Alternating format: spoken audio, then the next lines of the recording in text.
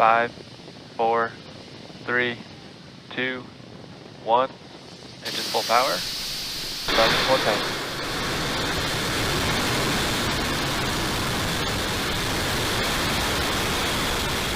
Vehicles pitching that way. Okay, what's up everybody? I am Albie13.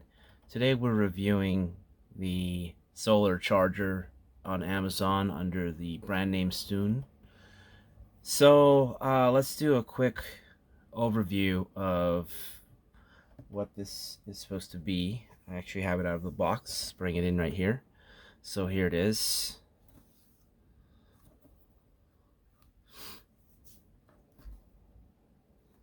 This is a battery bank charger for your phone and other things with wireless capability, and they market it as a solar charger. So I thought this was really cool that they basically marketed this as an outdoor, more rugged. It says it's for camping and outdoors. Let's look at these items here. It says that like, I guess that's drop resistance, 1 meter. It's water resistant, IP55. And so this is they start off by indicating 260 lumen on the lighting, and it is 165 foot beam. So there's two items about the lighting. Runtime for the lighting, 18 hours, they claim. Ultra bright flashlight. But then let's look at here. It says it has two USB outputs. Those are 2.0, I guess, standard USB ports.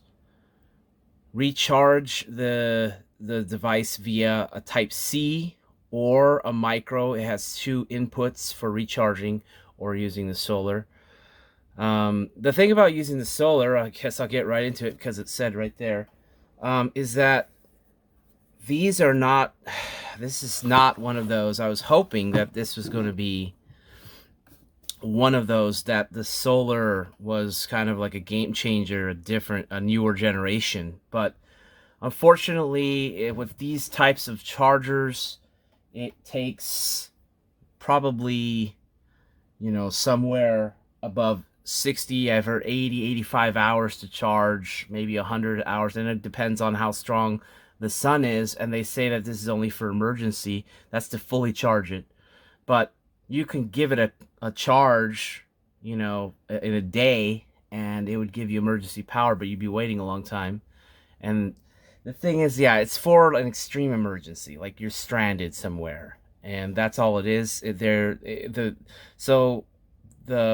instruction manual basically says to not leave this out in extreme heat. So basically in the sun. You can see there the inputs, and the two in the center are outputs.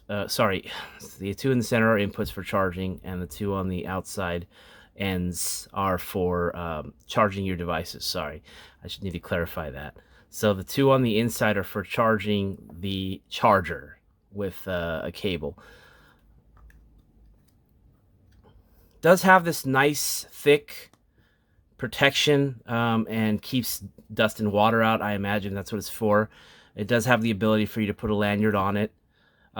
This is rubberized right here. And so the thing about this design that I really liked is that it has like a no snag design. If you look at the edges of it, everything is kind of rounded off, so it doesn't get caught on anything. So I thought that was good.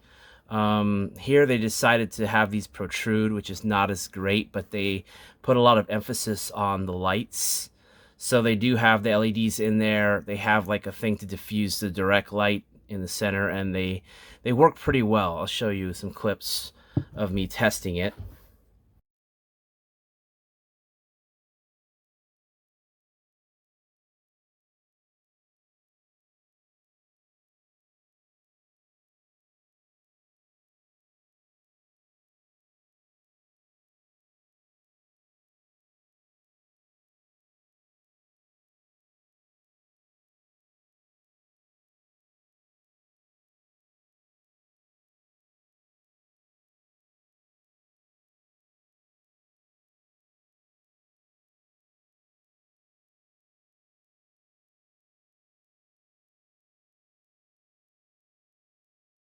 I really like how this feels in the hand. The grips let you hold it very well. Plenty of room for your fingers, for your fingertips. There's this kind of contrasting steel, aluminum kind of color to it. And I guess that based on its on the marketing, it's kind of supposed to look like a spaceship. So I thought that was interesting. And it's like, you don't really think about something, you know, fun design when it comes to these kinds of utility chargers. But I thought it did have a great, fun, modern design. That's what I really liked about it. Aside from having a large capacity, the weight is similar to this class of charger, which has, you know, whether it's like a 25,000 milliamp hour or a 30,000 milliamp hour or 26,000 or 28,000, 30,000. I think they're all about the same weight. And the thing about that is it's better that you get like a 30,000 instead of a 25,000 if you're going to have the same kind of dimensions and weight. One of the things that this one lacks is the ability for you to do like power delivery through USB-C, no output for USB-C, so that makes this more basic. But a lot of grippiness, a lot of ruggedness is built in here. But here's the thing, if you look, you learn through a lot of cell phone device cases that when devices drop, sometimes they drop on their edges, okay? So it'll drop, oops, it'll go flying and it'll drop on its edge. And you notice that they did not rubberize the edges. I know it would make it, I mean, it's hard to make it look good, but it would be way more protected if it had this rubberized, and here is the, you know, power button. It's kind of like secret, discreet, and let's see. It does have the charger indicator there. Let's see if I can see. You can see that it goes through the rubber, which is really cool. It's definitely a great rugged possibility. It just kind of shines through there. So, I mean, a lot of great rugged ideas. I don't feel like the solar panel is going to be protected, although it could probably hold up pretty well, but it doesn't seem to be particularly arrested more. Like if there was overlap, or it would keep it from popping out. If there was some kind of mesh or some kind of somehow protecting it from piercing and from, you know, like a rock's sharp points. And you don't expect it to be too rugged, but anything would elevate it there. So there's room for improvement, but I still really think that this is a nice piece. It's pretty affordable. They sell it on Amazon. It says, you know, wide device compatibility.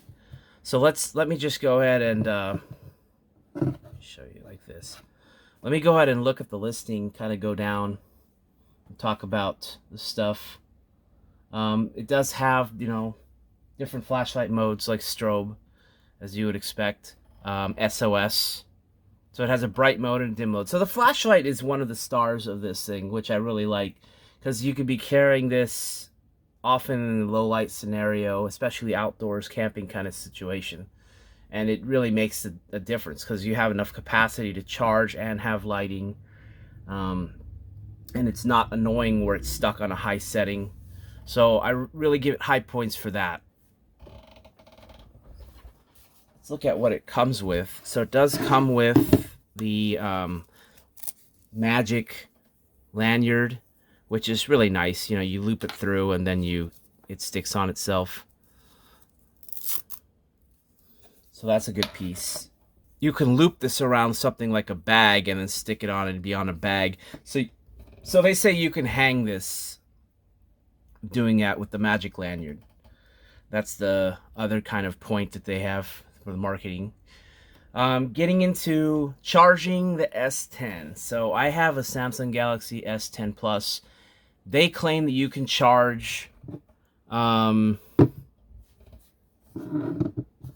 they claim that you can charge 4.5 times. In my testing, I only got my older phone to charge 3 times, approximately, about 3 times. That was after fully using it and charging it up 100%, and then only testing charging the phone, no other devices, no. And that was just when my phone was low battery, charge it to full, disconnected, that's it. So that's kind of like how these are. They work a little bit lower than what they're rated, but it's hard to know if it's a rating or if they're telling you real world scenario, but I'm giving you more like the real world. But charging the phone 3 times for something it's an inexpensive solar charger, I think that's acceptable. But the thing that I really liked about this is the wireless charging, which works great, and it works through a thick case, because I have a plexi, some kind of plastic thick case, rugged case, and it charges up really well. So the wireless charging is probably one of the best things, and why I like this device. Tips it from being, in the middle to more favorable. And that's it. I'll post a link to this device on Amazon, and that's the review. Hope you guys liked it. Please make sure you subscribe and like the video if you want to like it, or dislike it if you didn't enjoy something about the video. It helps the algorithm. I look forward to testing more electronic. I have another device that I'll be testing. Thank you for watching.